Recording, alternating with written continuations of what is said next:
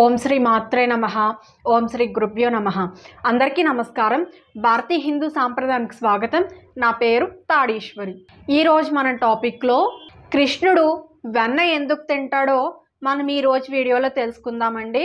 కృష్ణుడు వెన్న ఎందుకు తింటాడంటే, మీరు చాలామందిని చూడండి, భగవంతుడు ఎక్కడున్నాడు, దేవుడు అసలు ఉన్నాడా, దేవుడు ఉంటే మనకి ఎందుకు కనిపించడు అని చాలామంది ప్రశ్నిస్తూ ఉంటారు. దానికి జవాబే ఈ కృష్ణుడు వెన్న తినడం అన్నమాట. దానికి దీనికి సంబంధం ఏంటంటే, వెన్న ఎక్కడి నుంచి వస్తుందండి? పాలల్లోంచే కదా వెన్న వస్తుంది. ఆ వెన్నని మనం డైరెక్ట్గా మనం చూడగలమా? పాలల్లోంచి చూడలేం కదా. మనకి వెన్న కావాలి అంటే ముందు ఏం చేయాలి? పాలు పొయ్యి మీద పెట్టి పొంగిపోకుండా జాగ్రత్తగా వేడి చేయాలి. ఆ పాలు మరిగిన తర్వాత అవి చల్లారనిచ్చి అందులో తోడు చుక్క వేస్తే పెరుగు అవుతుంది. అలా పెరుగు అయిన తర్వాత దానిని చిలికితే ఏమొస్తుందండి? వెన్న ముద్ద వస్తుంది. అవునా? అంటే ఇప్పుడు ఆ వెన్న ముద్ద ఎక్కడి నుంచి వచ్చిందండి? పాలల్లోంచే కదా వచ్చింది.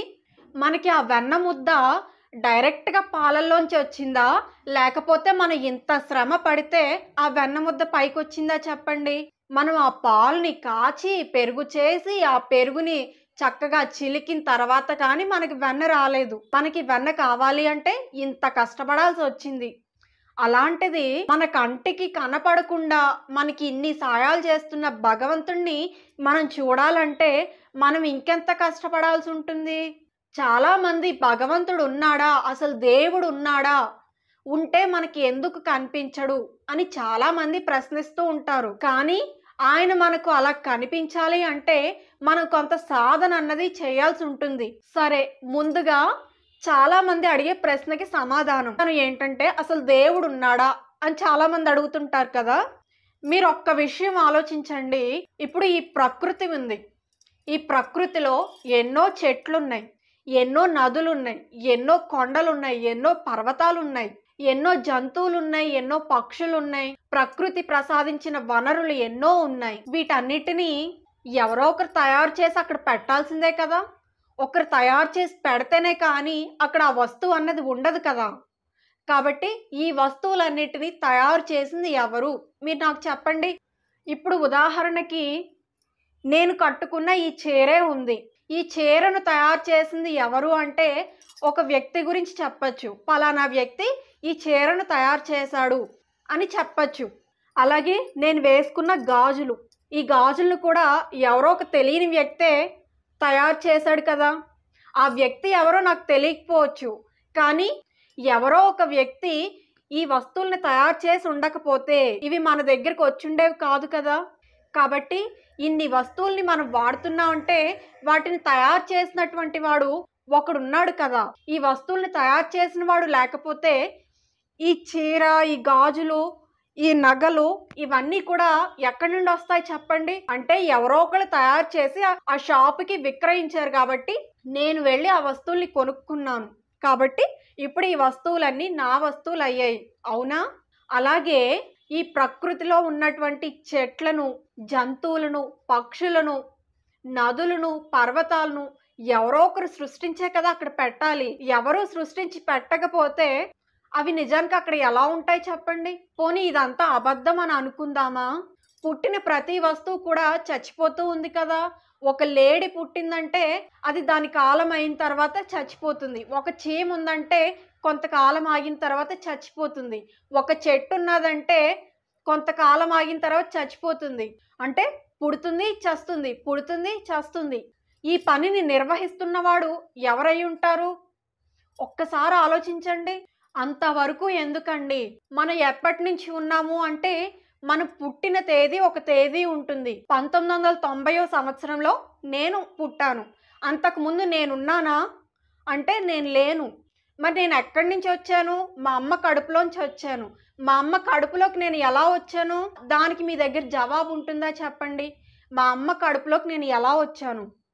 నేను మా అమ్మ కడుపులోకి మా నాన్నగారి శుక్రకణము, మా అమ్మగారి అండము కలిసి ఒక చిన్న బుడగ అవ్వి, ఆ బుడగ మా అమ్మ కడుపులో ఒక పెద్ద శరీరంగా మారి ఆ శరీరంలోకి నా ఆత్మను ప్రవేశపెట్టి నన్ను భగవంతుడు సృష్టించాడు. మరి అంతకు ముందు నేను ఎక్కడున్నాను?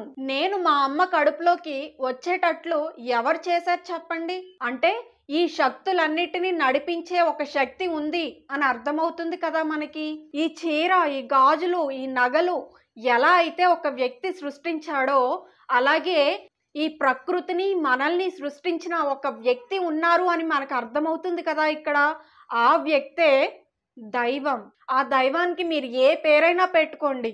ఆ దైవానికి మీరు శివ అని పేరు పెట్టండి, విష్ణు అని పేరు పెట్టండి, లేదా యేసు అని పేరు పెట్టండి, అల్లా అని పేరు పెట్టండి. మీరు ఏ పేరు పెట్టినా పిలిచేది ఆ పైనున్న ఆ భగవంతుడే. కాబట్టి ఇన్ని కార్యాలు నిర్వహించేది, ఇంత సృష్టిని నిర్వహించేది కూడా ఆ పైనున్న భగవంతుడే అని మనకు అర్థమవుతుంది కదా ఇక్కడ. ఈ వస్తువులన్నీ తయారు చేసేవాడు లేకపోతే ఈ వస్తువులన్నీ ఎలా లేవో అలాగే ఈ ప్రకృతిలో మొత్తం సమస్త జీవుల్ని సృష్టించేవాడు లేకపోయినట్లయితే ఈ సృష్టే ఉండేది కాదనమాట. ఇది పరమ సత్యం.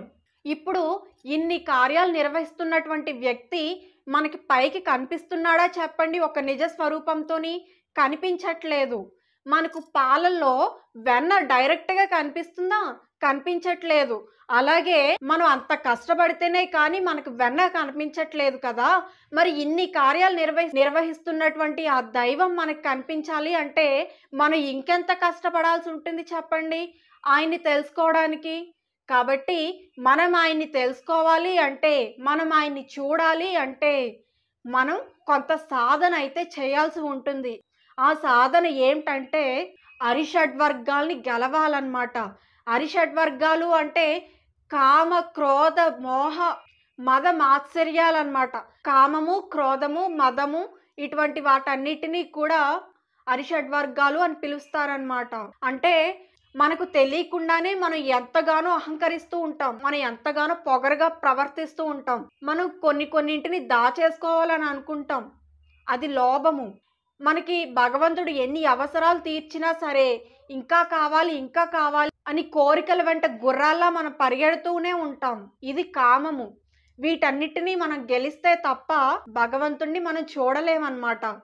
కాబట్టి కృష్ణ భగవానుడు మనకి ఏం నేర్పుతున్నాడు అంటే, ఒరే పిచ్చోళ్ళారా, మీరు ఎప్పుడు భగవంతుడు ఉన్నాడా, దేవుడు ఉన్నాడా అని ఎప్పుడు ప్రశ్నిస్తూనే ఉంటారు. ఈ వెన్న అనేటటువంటిది పాలల్లో మీకేమన్నా డైరెక్ట్గా మీకు కనిపిస్తుందా? లేదు కదా. అలాగే నన్ను కూడా మీరు తెలుసుకోవాలి అంటే మీరు ఎంతో సాధన చేయాల్సి ఉంటుంది. ఆ సాధన ఫలించినప్పుడు నేను మీకు దర్శన భాగ్యాన్ని ఇచ్చి మిమ్మల్ని నాలో కలుపుకుంటాను అని చెప్పడంలో ఉన్నటువంటి ముఖ్య ఉద్దేశం అన్నమాట. అందుకే కృష్ణ భగవానుడు వెన్న తింటూ ఉంటాడనమాట. అంతేకాని ఆయనకి ఏదో వెన్న తినాలని జిహ్వ కోరిక కాదండి అది. ఆయన మనలాగా మనిషి అయితేనే కదా జిహ్వ కోరిక ఉండడానికి. ఆయన మనలా మనిషి కాదు. కాబట్టి ఆయన వెన్న తినడంలో ఉన్నటువంటి గొప్ప రహస్యం ఇదన్నమాట. సరేనా అండి? ఈ వీడియోలో మనం కృష్ణుడు వెన్న ఎందుకు తింటాడో ఈ వీడియోలో తెలుసుకున్నాం కదా. ఈ వీడియో కనుక మీకు నచ్చినట్లయితే తప్పకుండా లైక్ చేసి, షేర్ చేసి, సబ్స్క్రైబ్ చేసుకోండి. మరిన్ని ఇంట్రెస్టింగ్ వీడియోస్ కోసం మన ఛానల్ను సబ్స్క్రైబ్ చేయండి. మనం మరలా మరొక మంచి వీడియోతో కలుద్దామండి. అంతవరకు సెలవు. నమస్తే.